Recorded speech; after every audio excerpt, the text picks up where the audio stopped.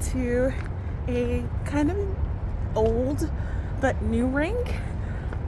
So last year, Glide BK was at Brooklyn Bridge Park.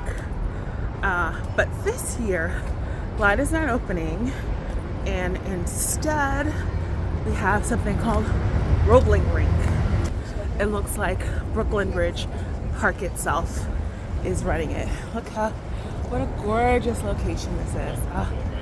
This is why this was one of my favorite rinks last year, which is so pretty out here. But anyway, it looks like some things are already different. So whereas Glide offered 2 free sessions on 2 specific days, Roebling is only offering 1 session over 2 days. And honestly, the 2 sessions is what made it really worth it for me to come out here.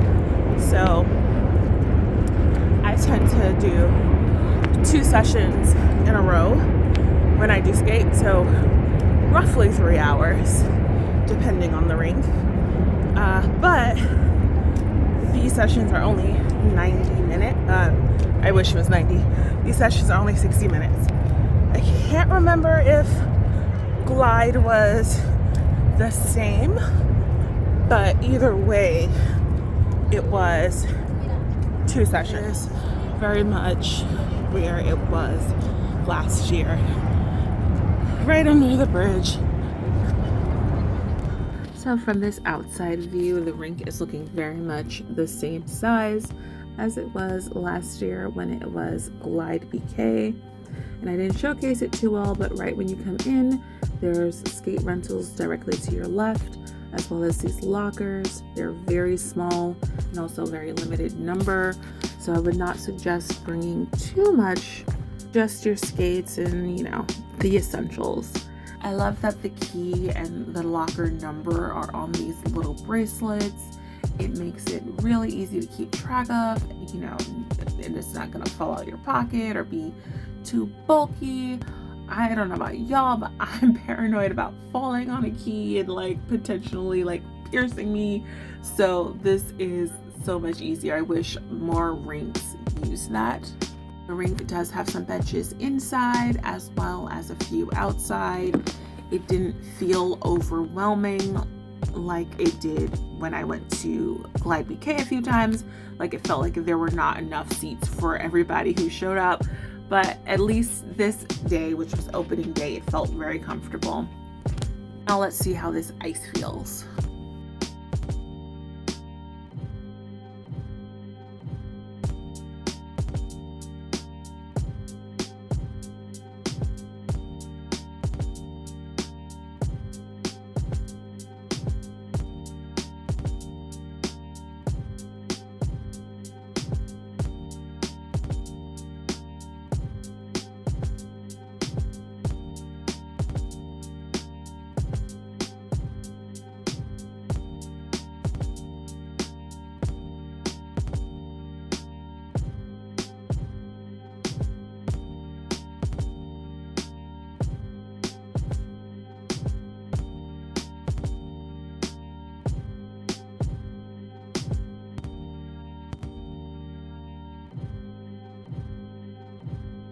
On the opposite end of the rink, where you would be exiting, you'll see these bathrooms. They are unisex, and they're basically just fancy porter potties, I would say. Instead of being just a tight little box, you actually have some space to move around. You have a proper sink and mirror and toiletries.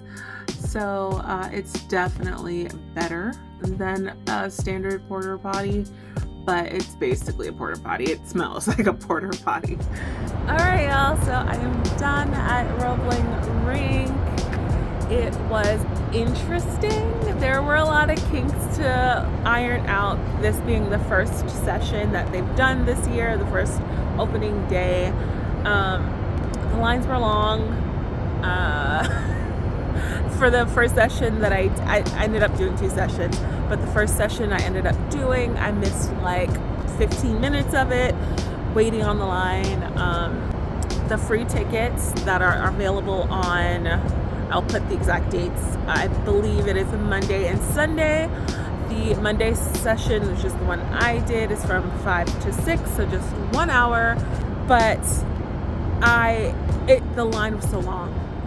And the line was so long, and I was probably like the 5th person online, and it was just a long process.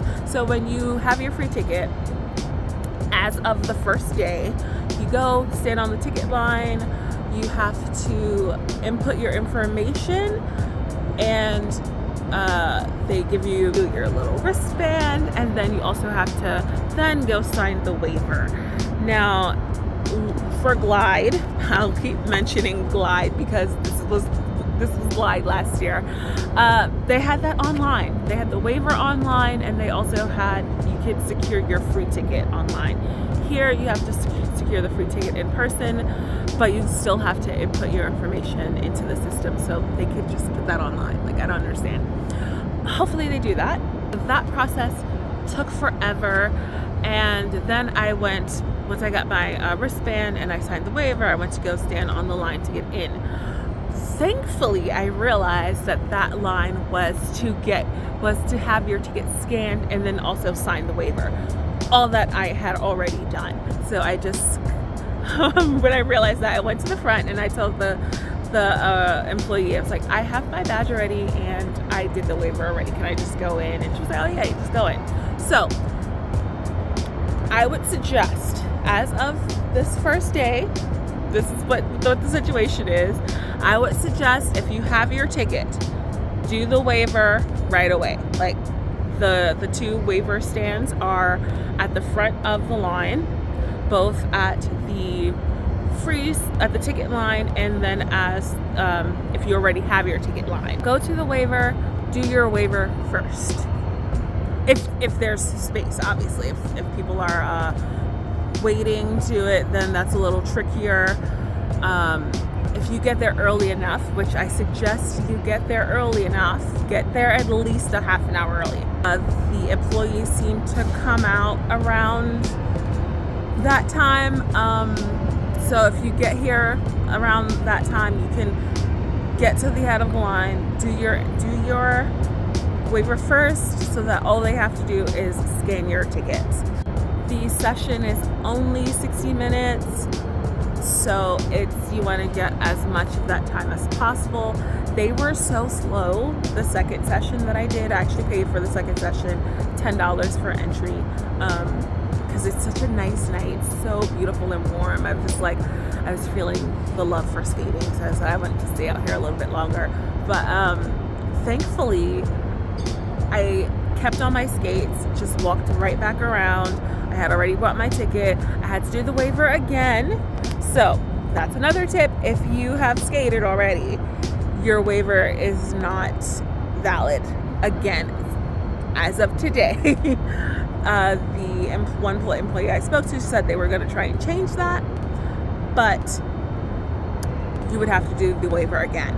So I immediately left out, went back around. I was the first person online. Got right back in at around, so the session started at 6:30. I got in probably around like 6:25. And I was able to just get back on the ice once it was done getting Zamboni. And they seem to do Zamboniing after each session, so that's awesome. You don't have to skate on mushy ice. However, people who showed up on time or a little bit later, it was a long wait for them, to the point where they extended the session because people were still online at 7 o'clock. So a half an hour into the session, people were still waiting. Rink does not have concessions, so that's a bummer. Glide did have an extra little, so it was like 2-tiered. This one's not, obviously, but their upstairs was like a little cafe, so they were selling hot chocolate, coffee, had little pastries. I was looking forward to, just sitting and enjoying the view and drinking some hot chocolate, but they don't have it, unfortunately, this year. Overall, Will I be back? Probably, but maybe once a month. Unfortunately, yeah, it doesn't seem like it's gonna be worth it for me to come out here. Last year, Glide was a staple in my schedule, my skating schedule. I was out here every week, but that was because there were 2 free sessions instead of 1. One free session that it takes me as long to get here as it is the session, so it doesn't make a lot of sense. I really like to skate a long time, like 50 minutes, 60 minutes. That's really just the warm-up for me. I wish they were at least 90, or yeah, I wish they were at least 90. That would be, I feel like that would make it worth it, that extra half an hour. But for me, I know a lot of people are like 60 is great, they're done. But for me, I feel like I'm just getting warmed up at that point. So I'll probably maybe I'll be out here once a month. But yeah, I would say definitely check it out. It is a beautiful place to skate. It's relatively inexpensive. You know, definitely if you're just a casual skater, you'll have a great time. I actually met a mom and a daughter. The daughter was celebrating her birthday. She said, you know, they initially were gonna go to Rockefeller and it was gonna be $160. Here, you're paying about a little over 30, and it's gorgeous. It's just as beautiful, probably even more beautiful, honestly, with the lights and the ambiance and the bridge. So yeah, it's a great place to skate. If you're a figure skater trying to practice, maybe not so much, but yeah. Thank y'all so much for watching the video. Please like, comment, subscribe, and I will see you in the next one.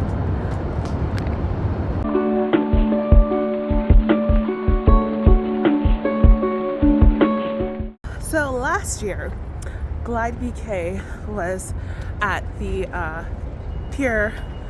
Brooklyn Bridge Park.